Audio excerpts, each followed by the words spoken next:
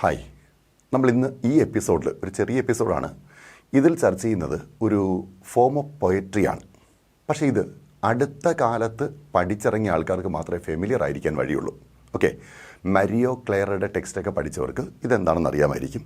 അതിനു മുൻപ് W.H. ഹഡ്സനൊക്കെയാണ് ക്രിട്ടിക്സിന് cover ചെയ്തിരിക്കുന്നതെങ്കിൽ ഇത് അവർ കേട്ടിരിക്കാൻ വഴിയില്ല. എന്താണ് സംഭവം നോക്കാമല്ലോ. നോക്കണേ. The type of poetry came to be known as Carmen figuratum. Carmen figuratum. It is sometime later called pattern poetry. Pattern poetry.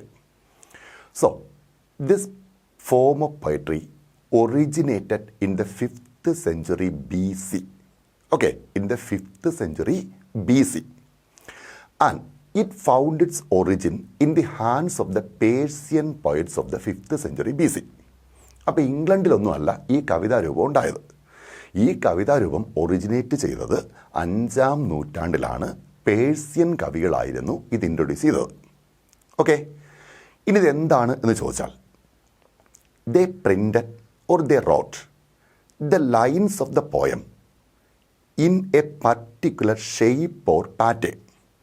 They wrote the lines of the poem in a particular shape or pattern. And that pattern will be either in the shape of the thing described in the poem. The thing described in the poem. And sometimes it would be in the shape of the motion that is described in the poem. The shape of the motion means the shape of the movement that is described in the poem. പറഞ്ഞെന്താണ് എന്ന് പിടിയിട്ടോ? ഒന്നുകൂടെ ശ്രദ്ധിച്ച് നോക്കേ. ഈ കവിതാരൂപത്തിൽ കവിതയുടെ വരികൾ നമ്മൾ set ചെയ്യുന്നത് ഒരു പാറ്റേൺ ആയിട്ടാണ്.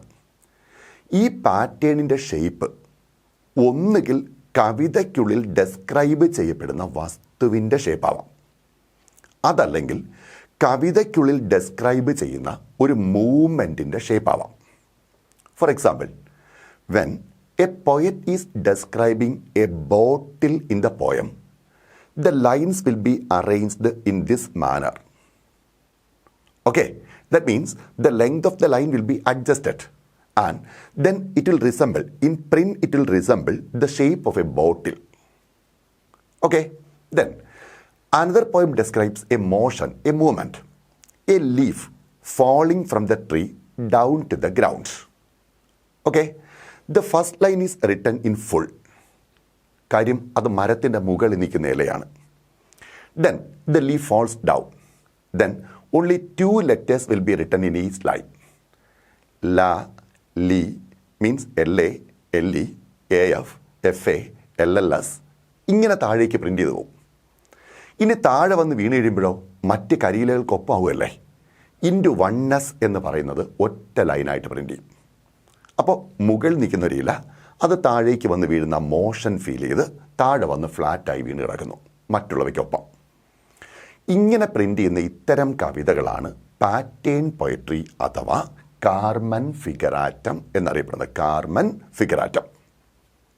ഓക്കെ അല്ലേ? ഇനി നമുക്ക് ബാക്കിയൂടെ നോക്കാം. Lines are arranged in a pattern or shape. The shape of the subject or the movement will be there. Okay, ഇനി ഓർക്കാം, it was the 4th century BC. നമ്മൾ പറഞ്ഞ BC ആണേ. അപ്പോൾ 5th century കഴിഞ്ഞിട്ടാണ് എന്ത് വരുന്നത്? 4th century വരുന്നത്. Then the Greek bucolic poets. Bucolic poets means rustic poets, poets of the village. Bucolic എന്ന വാക്കിനർത്ഥം റസ്റ്റിക് എന്നാണ്, ഗ്രാമത്തിലുള്ള എന്നാണ്. So these Greek bucolic poets or the Greek rustic poets, ഗ്രീസിലെ ഗ്രാമീണ കവികൾ, they wrote poems in geometric figure shape. That means some will be written triangular shape, some will be in round shape and so on. Geometrical ഷേപ്പുകൾ അറിയാലോ. ഈ ഷേപ്പുകൾ കവിത എഴുതാൻ തുടങ്ങി. And then they wrote some poems in the shape of wings, some others in the shape of eggs and some others in the shape of spear. Okay, അപ്പോൾ നമുക്ക് ചുറ്റും കാണുന്ന സ്പിയറിൻ്റെ രൂപം, എഗ്ഗിൻ്റെ രൂപം, വിങ്സിൻ്റെ രൂപം, അതുപോലെ ജോമെട്രിക് ഫിഗേഴ്സിൻ്റെ രൂപം, ഇതിലൊക്കെ നമ്മൾ കവിതയുടെ വരികളെ സെറ്റ് ചെയ്യാൻ തുടങ്ങി. ഇങ്ങനെ സെറ്റ് ചെയ്യുന്ന ഏത് കാലഘട്ടത്തിലാണ്? ഗ്രീക്ക് കവികളാണ്. 4ാം നൂറ്റാണ്ടിലാണ്, BC 4ാം നൂറ്റാണ്ടിലാണ്. ആ ബ്യൂക്കോളിക് പോയറ്റ്സുമാണ്, മീൻസ് റസ്റ്റിക് പോയറ്റ്സുമാണ്. നമ്മൾ പാസ്റ്ററൽ പോയറ്റ്സ് എന്നൊക്കെ പറയത്തില്ലേ, അവർ തന്നെയാണ് ഈ ബ്യൂക്കോളിക് പോയറ്റ്സ്.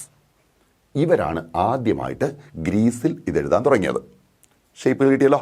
അപ്പോഴാദ്യം ഒറിജിനേറ്റ് ചെയ്ത പേർസിയയിൽ, അത് കഴിഞ്ഞ് പിന്നീട് ഗ്രീസിലും ഇത് സ്പ്രെഡ് ചെയ്തു. But it was revived during the renaissance period.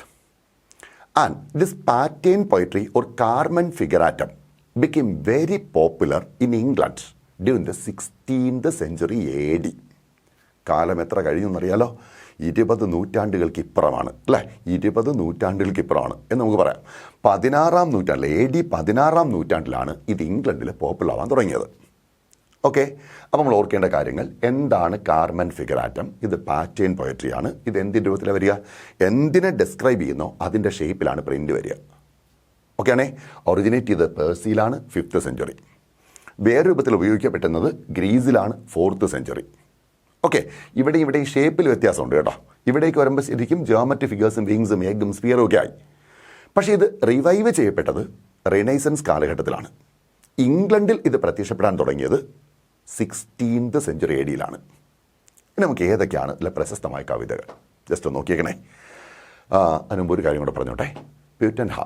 പ്യൂറ്റൻഹാം എന്ന് പറയുന്ന ലിറ്റററി ഹിസ്റ്റോറിയൻ, പുള്ളിക്കാരൻ അദ്ദേഹത്തിൻ്റെ ഒരു പുസ്തകമുണ്ട്, ദി ആർട്ട് ഓഫ് ഇംഗ്ലീഷ് പോയസി. 1559 ഈ പുസ്തകം പബ്ലിഷ് ചെയ്യുന്നത് കേട്ടോ. 1559. ഈ പുസ്തകത്തിൽ ഒരു ഹോൾ ചാപ്റ്റർ തന്നെ ഈ പാറ്റേൺ പോയട്രിയെ പറ്റി പറഞ്ഞേക്കാണ്. അപ്പോഴെന്തുമാത്രം സിഗ്നിഫിക്കൻ്റ് ആണിത് എന്ന് കിട്ടുമല്ലോ. ഒരു ലിറ്റററി ഹിസ്റ്റോറിന് ഒരു ഹോൾ ചാപ്റ്റർ ഒക്കെ ഡിവോട്ട് ചെയ്യുക എന്ന് പറഞ്ഞാൽ it is so significant. Okay, and the form had been used by some poets. ആരൊക്കെയാണെന്ന് നോക്കണേ. വൺ പോയം വാസ് അൾത്താര, പള്ളിയുടെ അൾത്താര അറിയാലോ. ആ ഷേപ്പിനാണ് ഈ കവിത പ്രിൻ്റ് ചെയ്തേക്കുന്നത്. അൾത്താരയുടെ ഷേപ്പാണ് അൾത്താർ. അതുകൊണ്ട് തന്നെ ഈ കവിതയിൽ അൾത്താർ പോയംസ് എന്ന് വിളിക്കാറുമുണ്ട്. Altar poems. കാര്യം ഈ ഗ്രൂപ്പിൽ ഏറ്റവും ഫേമസ് അൾത്താറാണ്. Next one is Easter Wings. Both were written by the same poet George Herbert. Then here comes vision and prayer. They were told devotional songs. ഒരു 12 ഭക്തിഗാനങ്ങളുടെ കൂട്ടമാണ് ഈ പറഞ്ഞ വിഷൻ ആൻഡ് പ്രയർ.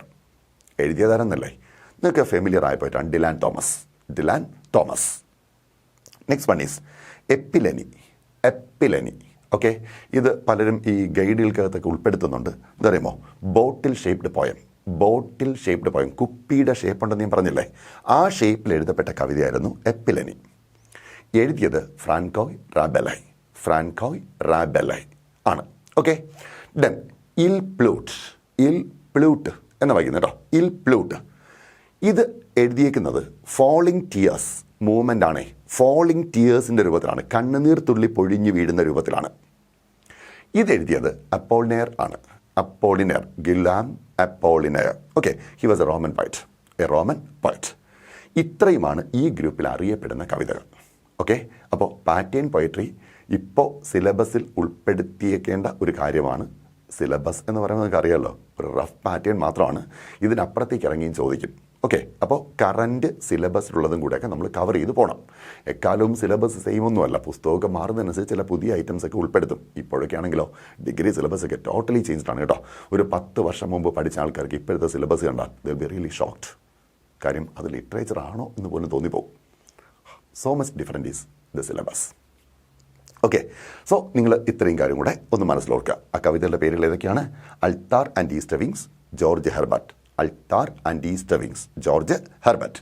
പിന്നെയുള്ളത് vision and prayer, Dylan Thomas. Bottle shaped പോയമാണ് എപ്പിലനി.